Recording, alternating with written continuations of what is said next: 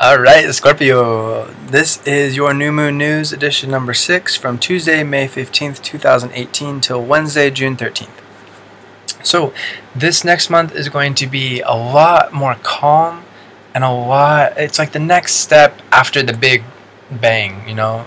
The next step after the climax, after the everything coming together in a really beautiful, or maybe more of, if you experience more of a train wreck this last lunar cycle as Sun was moving through Taurus. However it manifested, this is time of kind of collecting the pieces, cleaning up some of the messes, and being able to move forward, whether it's wonderful or challenging. Something, we talked about this in the last lunar cycle, but it's good to keep in mind because this builds directly into this one, because we have two different Taurus transits that are wrapping up, both the Sun, which wraps up as the Sun moves into Gemini from Taurus, Sunday, May 20th, and Mercury, which goes from Mercury in Taurus into Mercury in Gemini, Tuesday, May 29th, on the full moon at that. Very fun.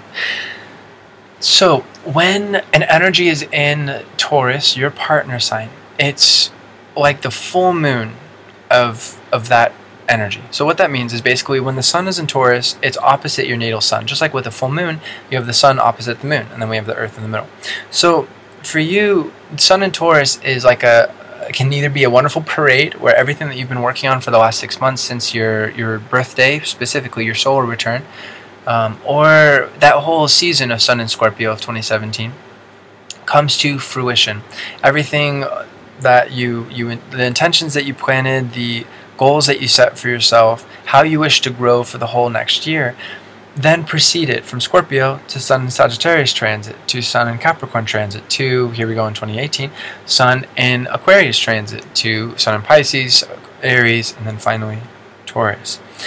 So this is now that we're going to Gemini, this is not quite, so it's not like everything that you were, not every way that you were going to grow and not everything that you sought to accomplish is now either done or impossible. It's not that case at all, because it is a whole year of a transit, a whole year of a cycle. And so Sun being in Taurus just means it reaches a major point, a major summit. It's like, okay, I have a really good gauge of how the next 6 months are going to go before my next birthday, before we do this process all over again. Again, if it was challenging, then this time is going, well, either way, if it's challenging or is great, this time is a wonderful time of learning. This Gemini energy can be really helpful because Scorpio and Taurus, for that matter, are very intense and very quote-unquote negative energies. Now, we don't mean negative in any kind of negative sense, it's a little confusing, but what we mean by that is it focuses on what's not possible. It focuses on what already is. Air and fire is what is possible, what could be.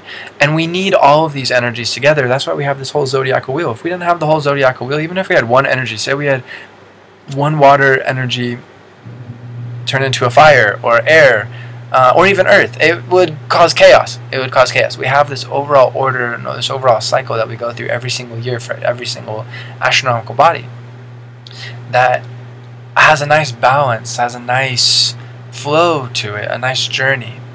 And so that's what's really nice about this Gemini part of the journey for you, is this is a time where you can step back and let go of the emotions, let go of the intense, fixed, negative approach. Now you have this within you as a Scorpio, and again, negative, we need a better word. I'll have to keep searching. But basically, we go from that. Something that came to mind is feminine, because water and earth are feminine energies, and then masculine are air and fire. Now, don't get too caught up on that. Whether you're male Scorpio, female Scorpio, it doesn't matter. Ultimately, there's a kind of irony there too, because Scorpio is much more associated with men, because it's a Martian energy along with Aries, and there's a lot of truth to that saying of women are from Venus, men are from Mars. However, when looking at the energy, it is a water energy. It's feminine. It's more input. It's more passive. You'll know this, especially if you're a guy Scorpio and you're kind of like, oh, I'm not right. Well, first of all, we all need our feminine sides. It's essential. And we all need our masculine sides. That's essential too. So it doesn't matter where we find ourselves on that spectrum, somewhere in between, on one side or the other, it doesn't really matter. Or not on that spectrum at all. Regardless, this is the concept that we're working with. This is feminine energy. It's about input. And you would notice this if you know a Aries, especially an Aries female. You're going to go, whoa, I thought I was Martian and like very powerful and strong. And I'm not saying they're stronger. I'm not saying that at all. I'm just saying it's a different form of that same Martian energy. It's much more like masculine. It's out. It's in your face. It's And then there's a lot of gifts and challenges to both of these energies, just like to all the energies. So as of the feminine Martian energy, the feminine as the fixed water energy, it's nice to be able to get into some Gemini energy and to see it from a logical masculine perspective. And one of the biggest things, especially as Mercury goes into Gemini on May 29th, is speaking. Just being able to say what you feel. Now, obviously, if you have Mercury in Sagittarius, this isn't quite a big challenge, or Mercury in Libra. But regardless of whether you have those energies or Mercury in Scorpio, but especially if you have Mercury in Scorpio, this Mercury in Gemini transit coming up on the 29th, as well as just all this general Sun in Gemini on the 20th, is going to be extremely helpful for being able to go into your emotions and to look at them logically, to look at them analytically and go, okay, I need to get rid of that emotion, or get rid of it. Sounds so easy, but I need to understand that emotion, and I need to reform that emotion. So I need to analyze this and see what emotion is leading to that, or what stimulus is leading to that. Perhaps it's a particular kind of person, right? Maybe it's a particular thing they say, particular behavior. Maybe it's a certain particular emotion around somebody else that I can't really be around because it triggers this negative emotion. On the positive side, you might be analyzing like, damn, this last Taurus season, this last lunar cycle was fucking awesome, and I want to analyze how it went so well. So this Gemini energy is giving you the tool to go, okay, well, let's see. Back in Scorpio 2017, when I was setting these goals, I then acted on them with inspiration. I added some optimism when Sun and Sagittarius transit came around, when Sun and Cap transit came around. I was then able to focus, and I was able to work hard and to build it physically, to manifest it steadily. And then with Aquarius, so on and so forth. This is a wonderful time to analyze all these things. Might as well get into that, actually. So then Aquarius energy it was another great time to logically look at it from a very detached perspective, and that's going to be very helpful for this next lunar cycle, because we have all this air energy. Aquarius is the air energy before Sun and Gemini, and all of the cycles interact with each other, whether they're right next to each other, Capricorn, Aquarius, or whether they're 2 signs away from it, Capricorn to Pisces, as you can see, or 3 signs, Capricorn to Aries. It doesn't matter. Any energy to any other energy, they're all united. They're all linked, and that's why, again, every energy is essential. There's no such thing as a good or a bad energy. Even if it's a detrimental placement, it's still an essential placement for here on Earth to be able to have that unity. And honestly, I think out in the cosmos anywhere, there needs to be that cosmic unity, at least for the imaginable cosmos of what we experience here with Earth, time, and space. But that's a whole other conjecture. Aquarius energy, looking back to January 20th to February 20th, somewhere around there.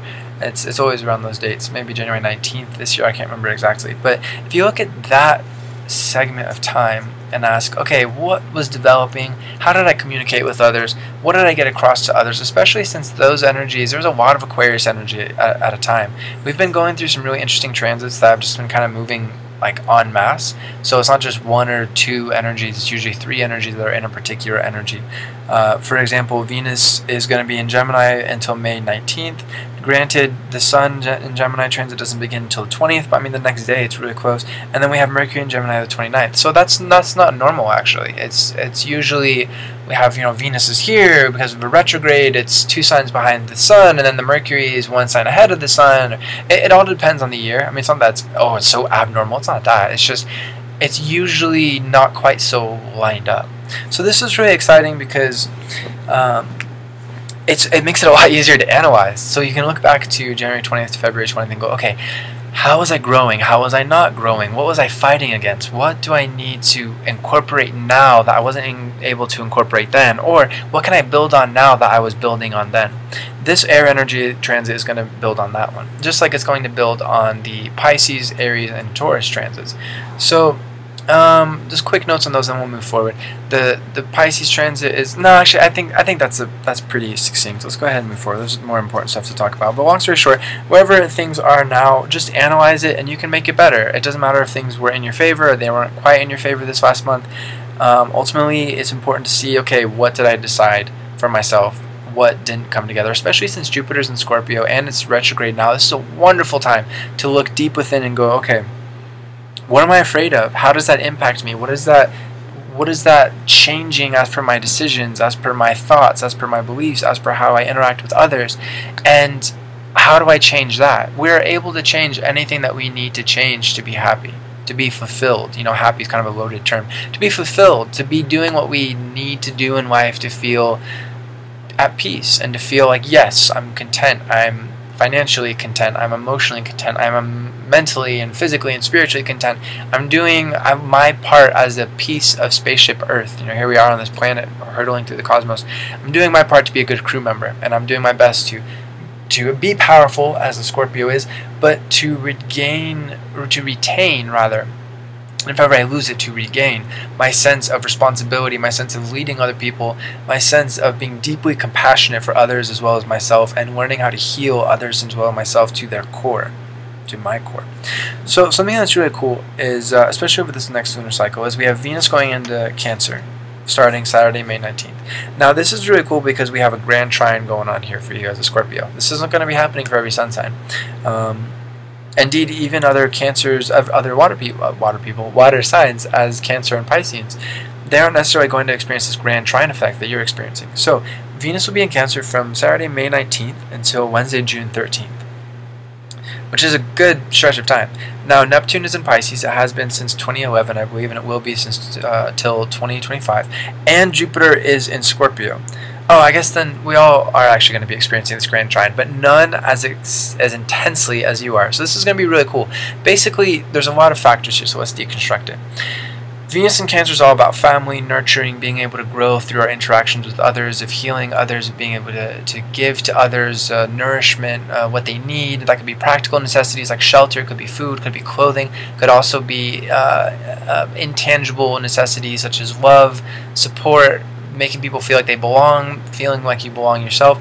That is going to be building off of Neptune and Pisces, which is being able to stretch past the ego, to be able to accept the mystical parts of life, the spiritual parts of life, to be able to be generous, to be able to accept what logic can't understand, to be able to feel your deeply resonant, empathic, psychic abilities that we all have, but you as a Scorpio especially, that's what the beautiful thing about water, about feminine energy, about being receptive is, because we have water within us, and it's just about feeling the vibrations of those around us, the thoughts, the feelings, the actions, the world, the collective. There's so much to experience. It can be a little overwhelming sometimes. And that's kind of one of the challenges here with this grand trine. Then we'll get into the beauty of it. But the challenge is to not get too caught up in emotion. It can be a little bit intense just because we have this grand trine. When grand trines occur, it's just so much is flowing, especially since it's water energy, at once that it can get a little bit difficult to feel like, wait, what's stable then? So keep that in mind that this is only for about a month. And just to make the most of it by basically tying in the Jupiter and Scorpio, especially retrograde transit, and with you being in Scorpio, basically being a source of healing for others, especially your family, and also allowing them to be in your inner world so that you can be healed as well, and bringing a sense of mysticism and faith, that Neptune and Pisces energy, into your interactions with others. And again, a lot of this isn't necessarily something that you have to do consciously, it's just going to flow, but the more you consciously focus on it, the better it will be. Now again, trines can get a little bit carried away, it flows so easily, it gets a little overwhelming, so make sure that you are setting some practical limits, that you're taking that Saturn and Capricorn transit, excuse me, and setting some limits, some boundaries to make sure that you're continuing to give to others, you're continuing to heal and be healed, but you're not spending so much time wrapped up in other people's emotional lives that you lose your sense of self. That is a bit of the challenge with this lunar cycle, or yeah, with this grand trine over the course of this lunar cycle. That being said, this is a beautiful opportunity for you in particular, for the entire world, but for you in particular to be able to heal, to be able to let go of any negative interactions with family that need to be let go of, to be able to let go of any beliefs that are caging you in, to be able to let go of anything that's not allowing you to heal and to move forward and to grow and to transform your life.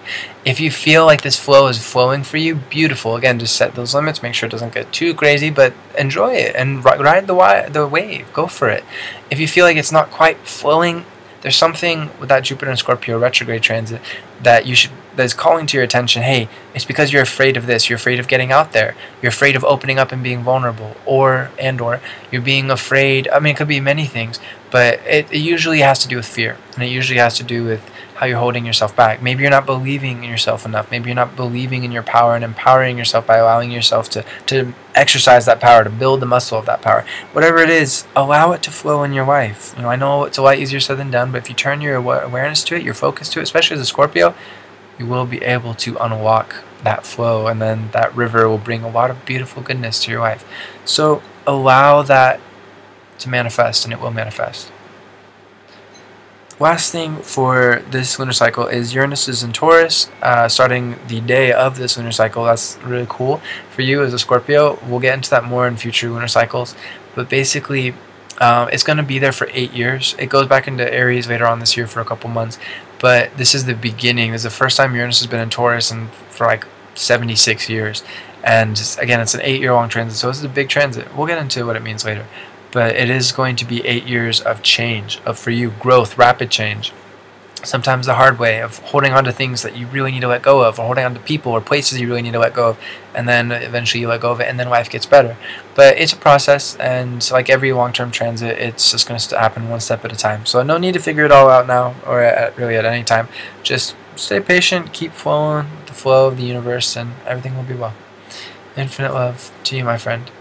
Namaste. Use your emotional power wisely.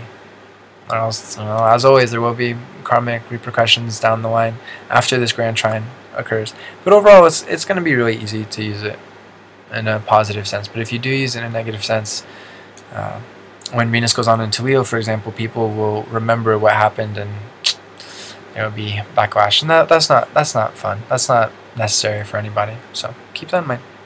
Peace.